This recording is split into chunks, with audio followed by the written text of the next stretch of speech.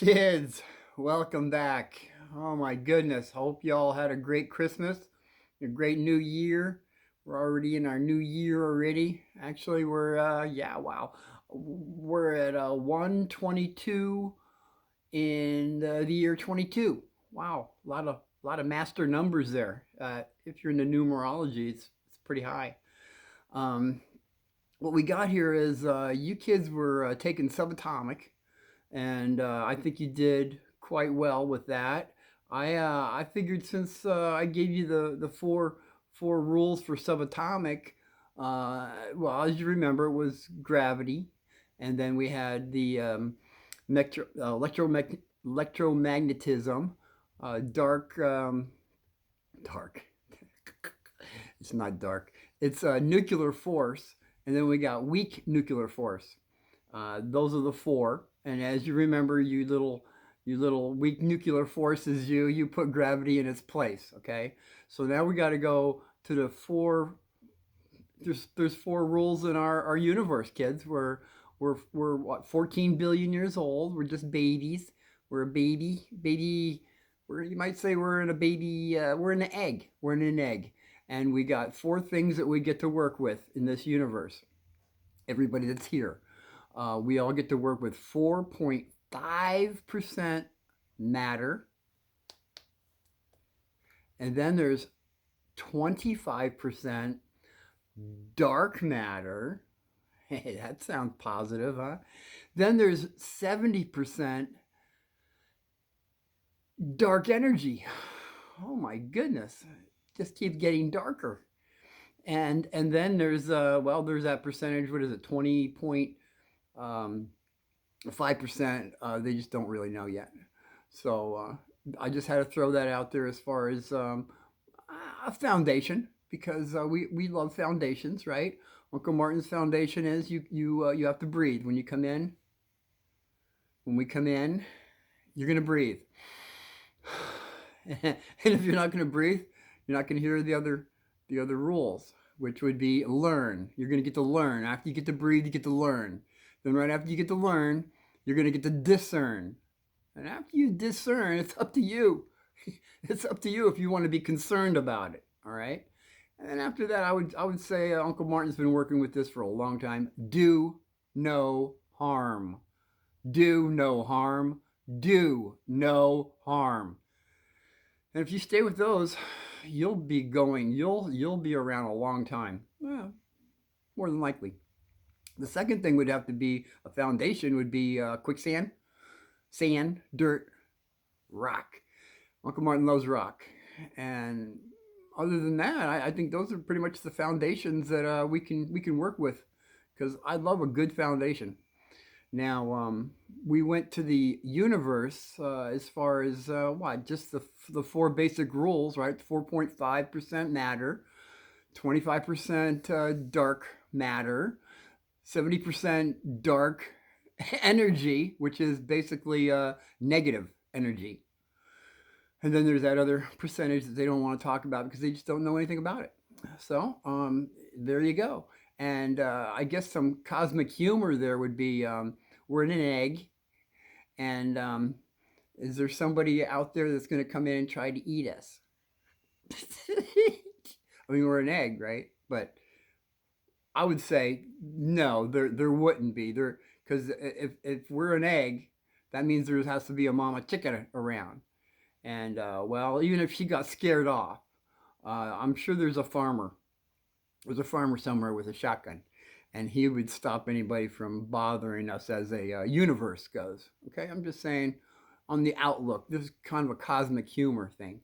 Of there's always someone here to help us, and in this universe, we're 14 billion years old, but we're a baby, which has we have over 100 billion galaxies. We have over 100 billion stars, and we have trillions of planets. And here we are on this little planet, terrific. And I'm thinking, I thought this planet was kind of dark, maybe sometimes, but this whole universe, when you're looking at it, my goodness, 4.5% matter. Oh my goodness, this gets really pretty exciting when you start thinking about it, because we went subatomic and then now we're going as far as the universe goes, that concept. Because let's just imagine if you're on the outside of the egg, we're on the outside of the egg and then we're looking out.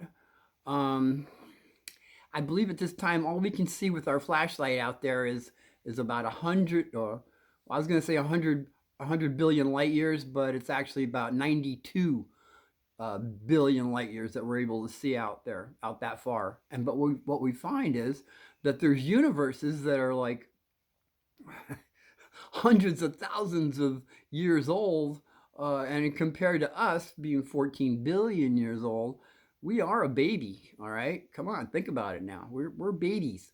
So I don't know, just throwing all that stuff out there for everybody to have some kind of foundation to work with when it comes to our universe, because the tools that we have right now is well, I'm saying you kids are going to be the ones that are going to be really, really on the forefront of this. I'm going to have to say with probably light, combining different colors of light, making things that, like you're, something like a car that could, or a bubble that can go, like, hey, where do you want to have lunch today? I'd like to go to the sun. I was there yesterday. um, you know, literally, we could probably do that because, man, whatever he can think of, as they say, anything under the sun that you can think of has already been done. Mom told me that on my one of my fourth grades, that anything you can think of, we've already done it. I said, Mom, that doesn't sound. And I guess it was 1960. I was in my first fifth grade. I said, Mom, we haven't been to the moon. This is like 1965. No, but, well, there are records that we have been out further than people are acknowledging at this time. She says, when you go into the Sanskrit writings, Egyptian stuff. Mom was like, well, she was a teacher, so was Dad. So they threw some things at me that I had pretty much an open mind with. If I thought about it, it's already been done. Oh my God, kids, what have you? Can you imagine anything you can imagine? It's already been done already. Well, okay, so it means we got a lot of catching up to do because we forgot about a lot of the stuff that's been going on that we might have to reevaluate at this time. What I want to do is get back to Planet Terrific here and discuss the last thing I said with you was when I opened up my front doors of my high school, my first high school, my parents graduated. I saw the 187, 234 black kids waiting for me. And I kept thinking, well, it was mistaken identity, or I could debate my way out of it because eighth grade, I did come in second in debating. But I just want to say, I I uh, I didn't think I was thinking about this, and all those black kids that wanted to talk to me, it had to do with three altar boys. I was one of them, all right, and Tucky, Tom, and myself was involved in this big hoopla at the end of the school day, which which I didn't mention that day was really stood out because because the school had been taken over with bats and chains. Okay, uh, I'm sorry. I want to keep everything truthful. So far, everything I've ever told you has been truthful, and the truth is yes, it was bats and chains, but it was only three areas of the school. It was the principal's office, the library, and the cafeteria. And I could care less about any one of those three things because I'd just been in the principal's office the day before. He had given me detention that day. And then cafeteria is the worst food I ever had out of 20 schools that I went to. And I graduated.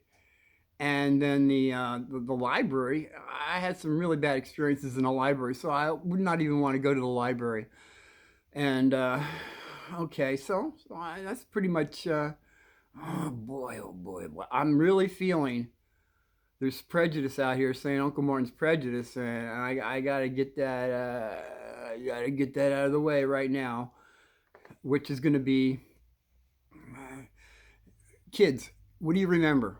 What do you remember? When's the first time somebody tried to feed you some prejudice? When was the first time? The very first time?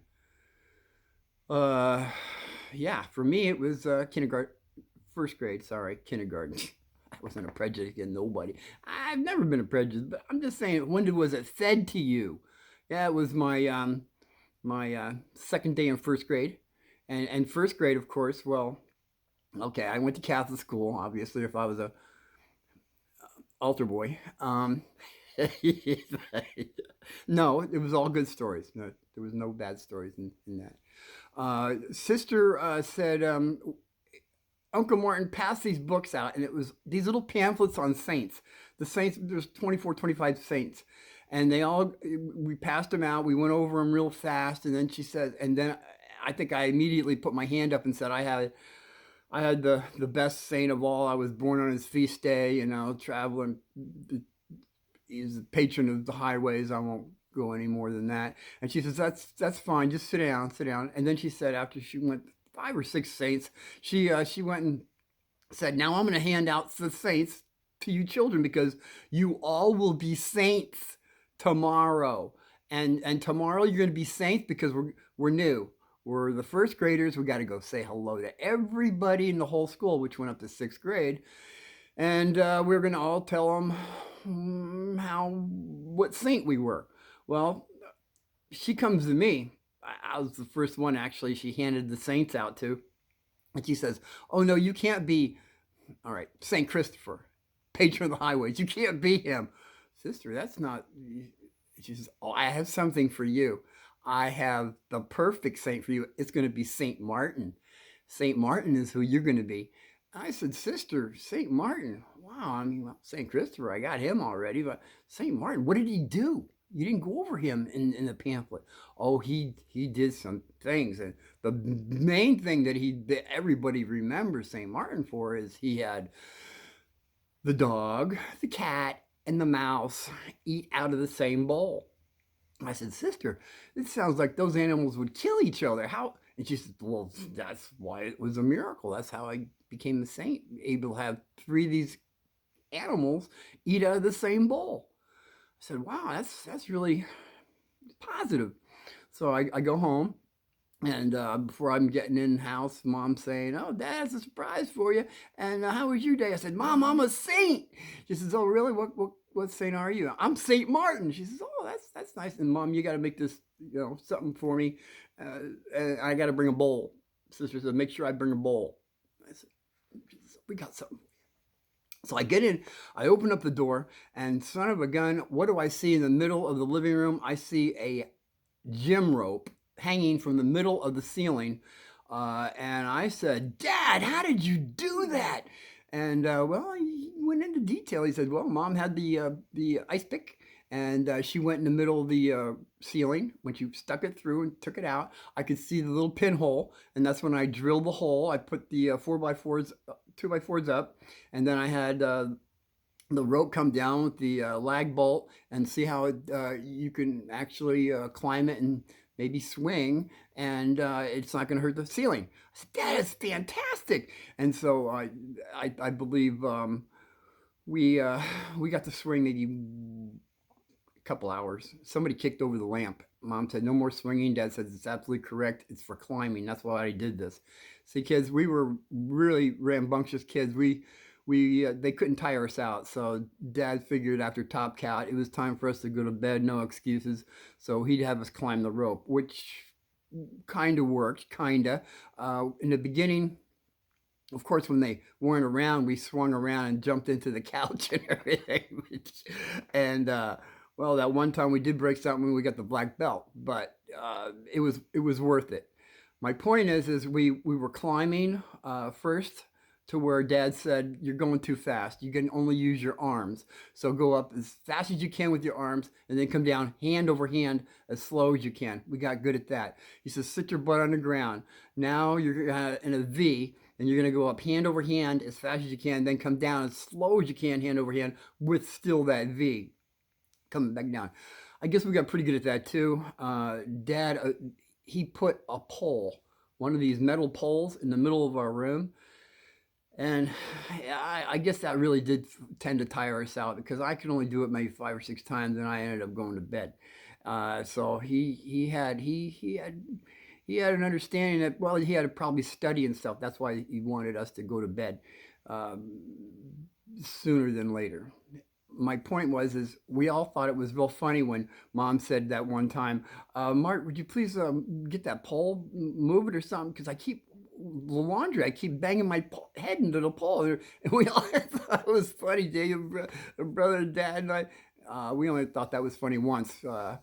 We didn't laugh again. And she kept banging her head, but he never took that pole out.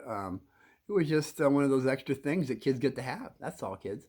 So now we get back to school the next day, and here we are. Mom had this white sheet and the hood, and well, actually, you can see my face, all right. And then I had a bowl, and sister said bring corn, but Mom, we had rice pudding, and I took the raisins out, and Sister said that was fine. The rice pudding would be great.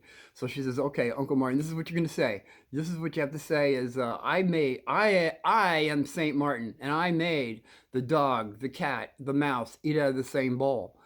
And basically, that's what I said from second to fifth grade. Went over rather well. Everyone clapped and cheered. But when I got into the sixth grade, when I came in with the opening line of "I am Saint Martin," everybody bursted up laughing, clapping, and all I said was I was Saint Martin. And I thought, wow, I didn't even get to say everything. And then I waited, and I said it again. I said, wait till it calmed down. I said, I am Saint Martin. They started laughing again. And then I finally said, I didn't say it again, and I just said, I made the dog, the cat, the mouse eat out of the same bowl. And it was like a little clap here, but it wasn't anything like when I first said I was St. Martin. So I get to the back of the room. I think it was St. Anthony, the guy with his arrows that were stuck all through him and everything. That would have been my second choice. He really good makeup job on this guy. But I had asked the big guy in the back. I said, hey, by the way, what was so funny about me saying that I was St. Martin? And he says, that's because St. Martin's black and you're white. And I said, yeah, okay. And what's the problem? Yeah, but you're white and he's black. And I'm saying, yeah, and everybody else is kind of laughing too again, and I even looked over and I think the nun was laughing too. I'm thinking, what's in all this laughter about, me being white and St. Martin's being black, what's the big... And then I thought about it. I thought, oh my gosh, this is what they mean by prejudice, I mean, it was something that I never understood, even to this day, on how people could have really attitudes toward another color. Come on, think about it. We only got like black, white, yellow, brown, and red. So it's when somebody's prejudiced when they say, "I'm not prejudiced. I'm not prejudiced against black, white, green, blue." I mean, and then they have to think of the colors, And the funny thing about this, kids, is there are some writings about a very, very, very long time ago where we had two more colors, green and blue. People were, and I'm thinking, I don't see these guys around anymore. Was somebody prejudiced against them or something? I was just wondering, and I don't know, could it happen that way? Oh gosh. Okay, so that was the first time for the prejudice, and I don't know, the second time, third time. So I don't know. The second time was in fourth grade. My first fourth grade.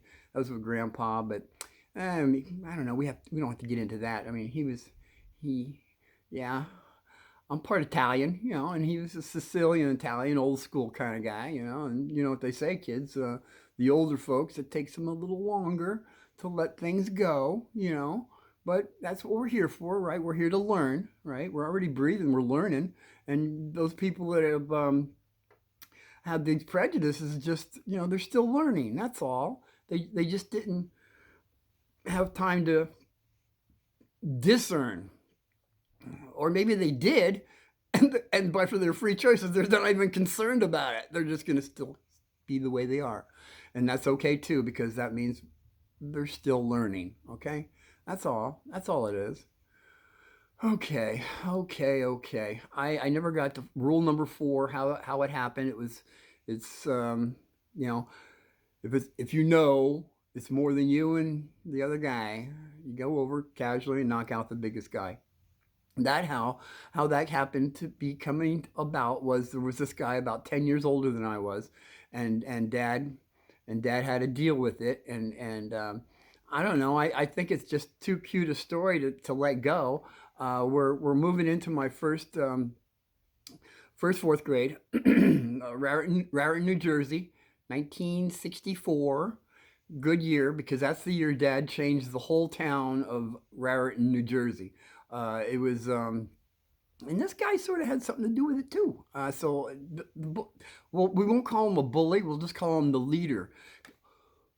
While I'm bringing a lampshade up and a pillow up, I'm walking by these guys, let's say the leader and the other 6 guys that are sitting around this green car, all snickering and laughing at me. I don't know, like, I'm thinking, what's these guys' problem? So when I get the second time, Dad says, you better have something heavier than a lampshade or a pillow, or it's going to be the black belt. And I wanted to immediately change the. Yeah, because I said, Dad, who are those guys down there? And Mom's in the back room, and I hear her say, the Hoods? And Dad immediately said, no, it's just a bunch of kids. So I had 2 things to look at, the kids or the Hoods. So, and by the way, these kids never did ask if they could help. That would have been a positive thing. So I don't know. So we'll just all put that on the back shelf now. Now it's about a day or 2 later. The leader is it looks like he's accosting somebody with a bag of candy coming out of the candy store. We lived right across the street from a candy store. We were on there was a pharmacy, and we lived on. There was another layer, and then we were on top of them, and then there was a flat roof on top, all squared off and wired so you wouldn't fall off the 3 stories.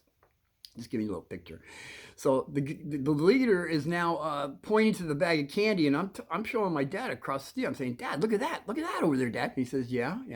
And now we see the little kid giving candy to the leader, the guy that was snickering at me, that my dad said was the kids. Mom said the Hoods. So hey, 2 ways of looking, positive, negative, maybe, And so Dad says, yeah, well, he says, I said, Dad, what are you going to do about that? Because you could see that the kid's giving up candy to this big kid.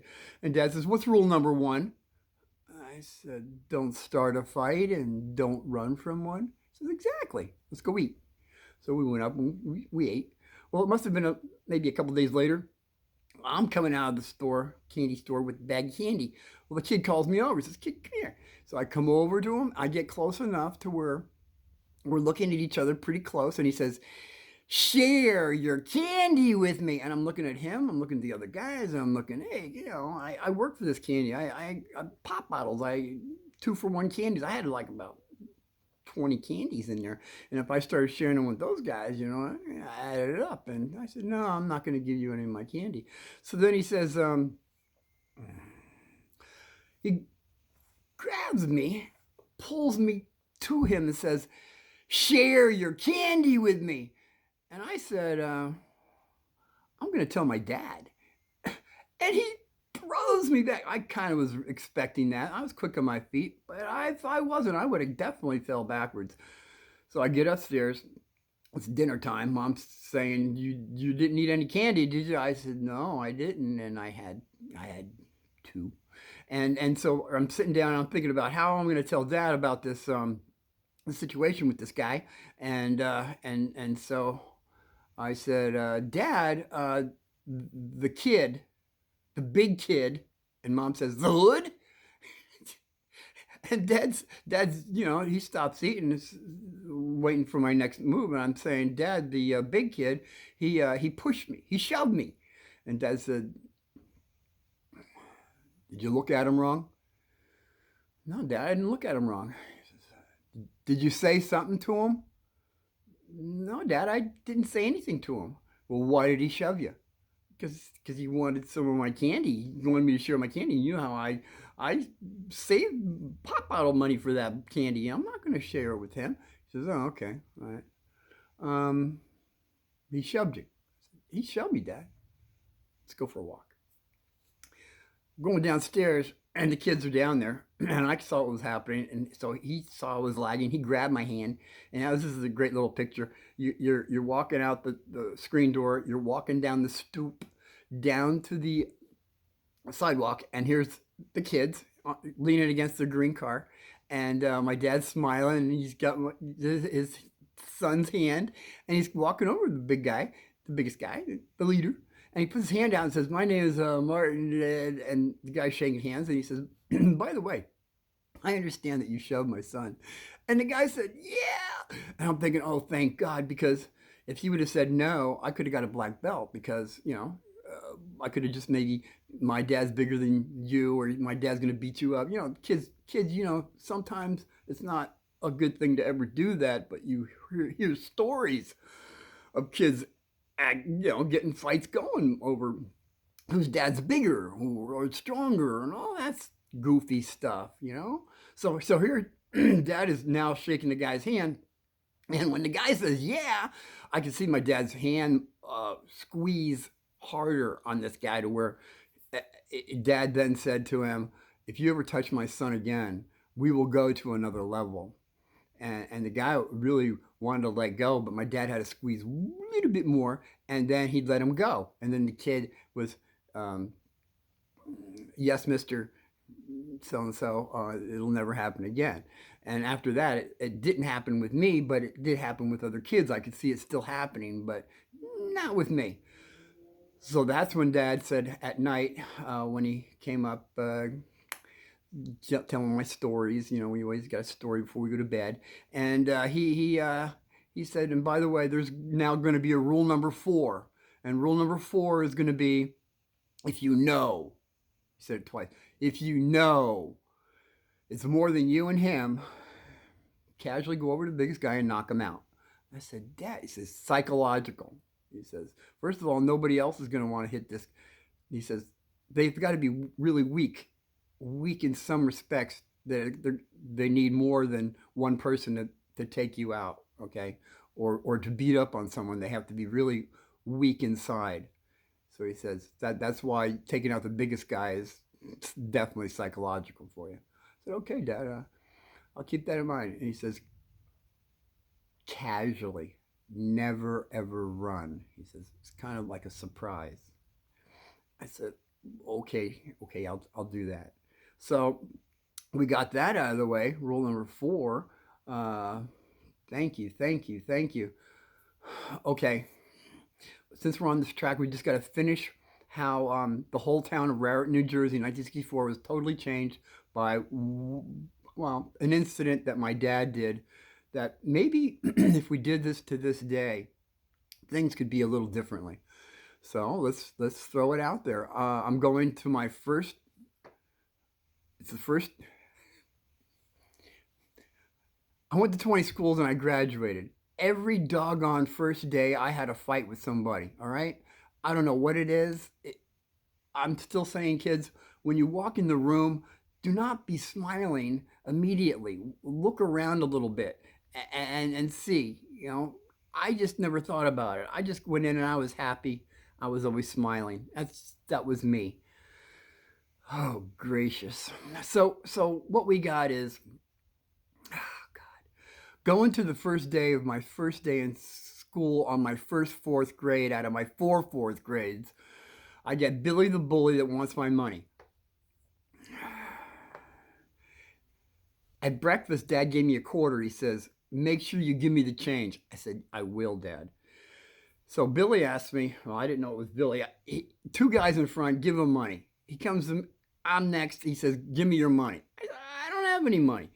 He says, "You don't have any money? I'm going to give you a break. It's your first day. Tomorrow, you don't give me money, I'm going to beat you up." I said, "Well, we're going to have to arm wrestle first." And he says, "No, we're not going to arm wrestle." I said, "Okay." And see, there was nobody around except him and me. That's the other thing, kids. When you do rule number 2 and you have to arm wrestle the guy, or you're challenging him, make sure there's 1 or 2 people around, not his people, just somebody else, like a girl or somebody, not a teacher, but some kid that is going to be spreading the word that this guy didn't want to arm wrestle you. That's a sign of weakness. So you've got him with arm wrestling. This is just so necessary that you make sure there's somebody around hearing your challenge. Okay. So anyway, I get into class, and sister's looking at me, like, well, the 2 kids that gave the money said, did you give Billy the bully your money? I said, no, I didn't give him any money. And that's when sister looked at me really mean, and Billy looked at me really mean, and he really looked at me mean when I got lunch, and I got change. Oh, but it was too late. I had a push from this guy. So I'm going home, and I'm thinking, I can't wait until tomorrow. I can't wait. I don't have to arm wrestle him. I just beat him up. See, I know. It was negative. It was very negative of me. So I got home. As I'm going home, there's not many. There was a lot of older ladies, washwomen kind of ladies, and I was thinking they could catch this late on this fight, and God forbid, in the pharmacy, the pharmacist hears I was pummeling Billy the bully. Well, Dad's going to give me a black belt, so I got to cover myself. So at dinner time, I said, Dad, I did what I said. Billy the bully wanted my money, and as you know, you wanted change, and here it is, by the way. And I said, I challenged him to arm wrestling, and he said no. And so tomorrow, I'm going to have a fight with him. And Dad says, you asked him to arm wrestle first? I said, yes, I did. He says, good job. Wow, that's great. Good job. Mom's now looking like really kind of upset now that he would say such a thing.